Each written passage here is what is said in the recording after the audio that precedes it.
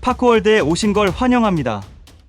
파이 가격이 10,000원에 도달했을 때 나는 과연 어떤 선택을 하게 될까요? 이 질문은 단순히 돈의 문제가 아닙니다.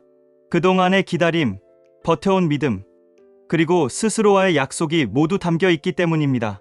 수년간 파이코인을 채굴하고 커뮤니티와 함께 걸어오신 분들이라면 이 순간을 마주했을 때 느끼실 감정은 말로 다하기 어려울 것입니다. 10,000원이라는 가격은 단순한 수익 실현의 시점이 아닙니다.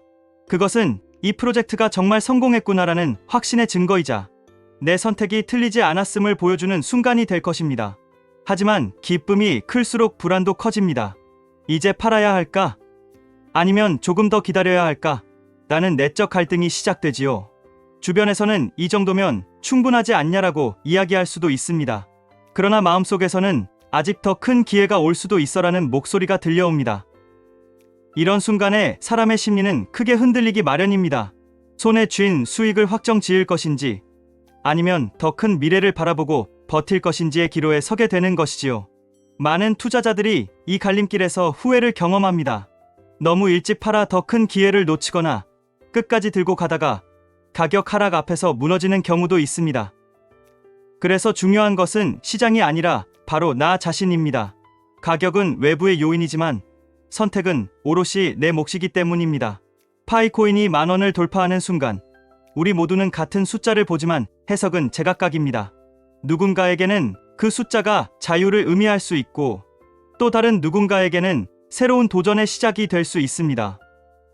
결국 중요한 것은 숫자 자체가 아니라 그 숫자에 내가 어떤 의미를 부여하느냐입니다.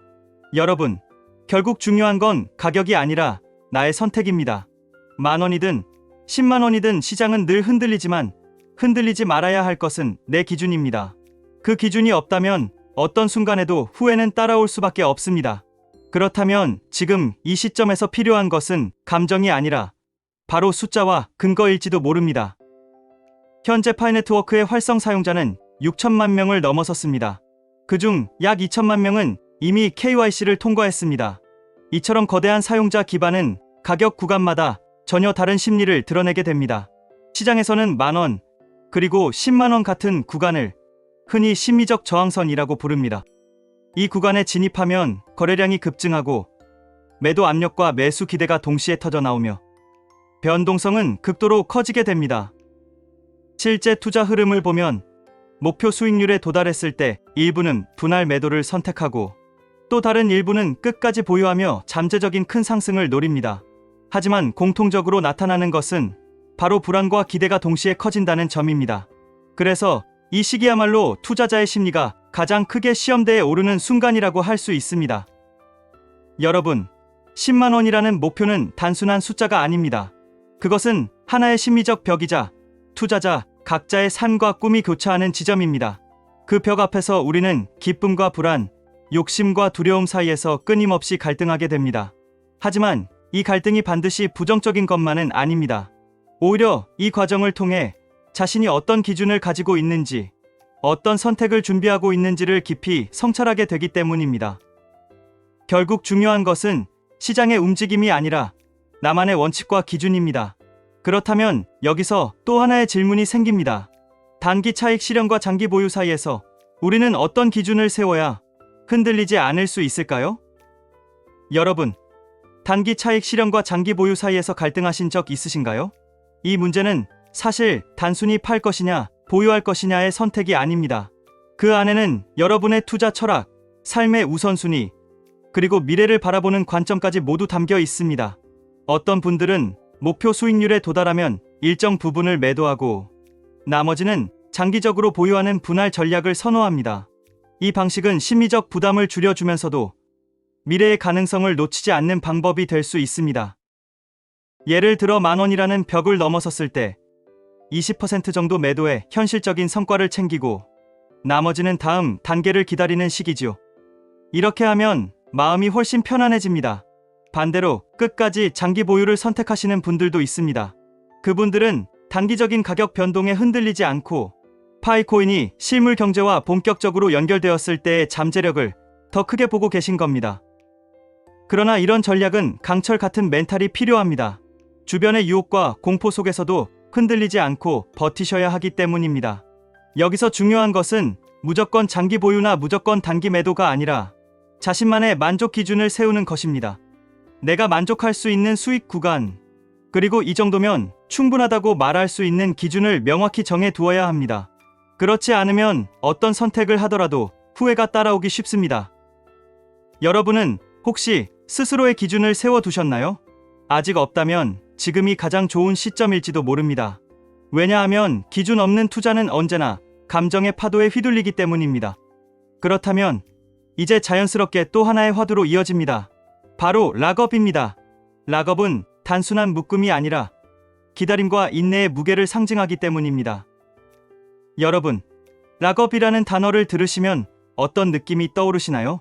어쩌면 답답함일 수도 있고 또 어떤 분들에게는 희망일 수도 있습니다. 락업은 단순히 코인을 묶어두는 기술적인 장치가 아니라 기다림과 인내의 무게를 상징하는 개념이기 때문입니다. 락업은 프로젝트가 안정적으로 성장할 시간을 벌어주는 장치입니다. 초기에 모든 코인이 자유롭게 풀려버린다면 단기 차익을 노린 매도세가 몰려 시장은 쉽게 무너질 수 있습니다.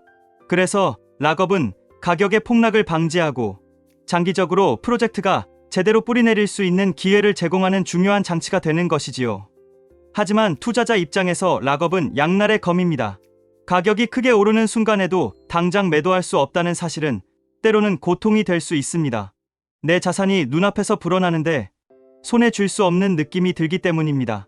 그러나 바로 그 묶여있음이 투자자의 욕심을 누르고 더 큰 미래를 바라보게 만드는 계기가 되기도 합니다. 재미있는 점은 실제로 많은 투자자들이 락업을 통해 무의식적 장기 보유를 경험한다는 사실입니다.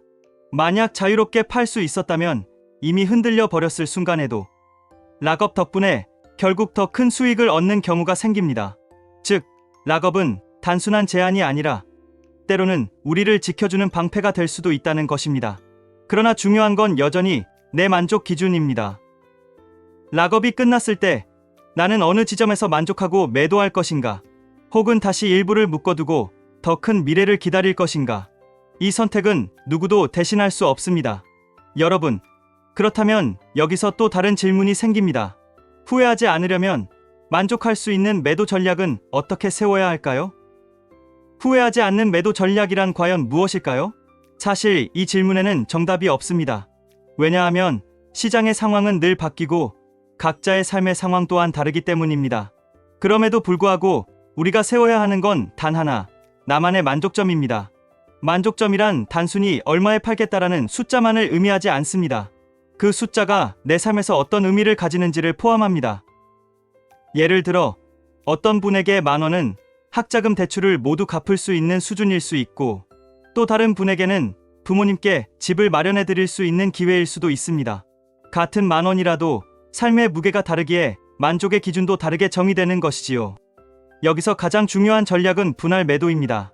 일정한 가격대마다 일부를 매도하면서 후회할 여지를 줄이는 방식입니다. 예를 들어 10,000원에서 20%, 30,000원에서 추가 20%, 100,000원에서는 나머지를 매도하는 방식으로 단계를 나눌 수 있습니다. 이렇게 하면 너무 일찍 팔았다는 후회도, 끝까지 안 팔아 손해를 봤다는 후회도 어느 정도 줄일 수 있습니다. 또 한 가지 고려해야 할 점은 현실적인 필요와 미래의 가능성 사이의 균형입니다. 생활비, 가족의 필요, 혹은 미래를 위한 투자금처럼 당장의 삶을 위한 매도도 필요합니다. 동시에 프로젝트가 열어줄 더 큰 가능성을 믿고 일부를 보유하는 것 역시 중요합니다. 균형을 잡을 때 우리는 비로소 시장의 변동성에 휘둘리지 않고 스스로의 선택에 확신을 가질 수 있습니다. 여러분, 결국 후회를 줄이는 가장 확실한 방법은 남들이 세운 기준이 아니라 내가 세운 기준을 따르는 것입니다. 그 기준이 있다면 어떤 결과가 오더라도 이건 내 선택이었다라고 말할 수 있기 때문입니다. 그렇다면 마지막으로 남는 질문은 이것입니다. 끝까지 지켜내야 할 힘은 어디에서 오는가? 그리고 나를 끝까지 버티게 하는 건 무엇일까요?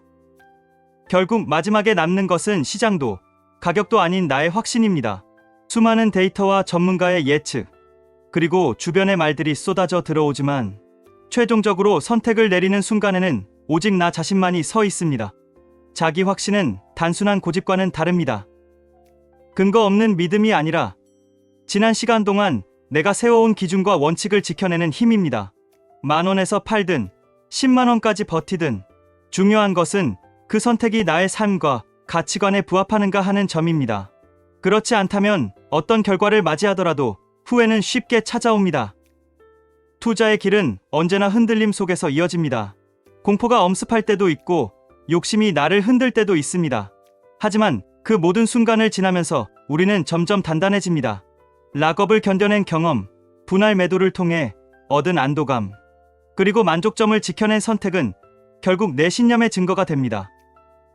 여러분, 파이코인의 가격이 10,000원이든 100,000원이든 아니면 그 이상이든 중요한 것은 같습니다. 숫자는 늘 변동하지만 내 신념은 변하지 않아야 합니다. 그 신념이 바로 나를 끝까지 버티게 하고 흔들림 속에서도 나의 길을 지켜내게 하는 힘이 될 것입니다. 그리고 언젠가 뒤돌아보았을 때 나는 내 선택을 지켜냈다라고 당당히 말할 수 있다면 그것이야말로 투자자로서 가장 큰 성공이 아닐까요?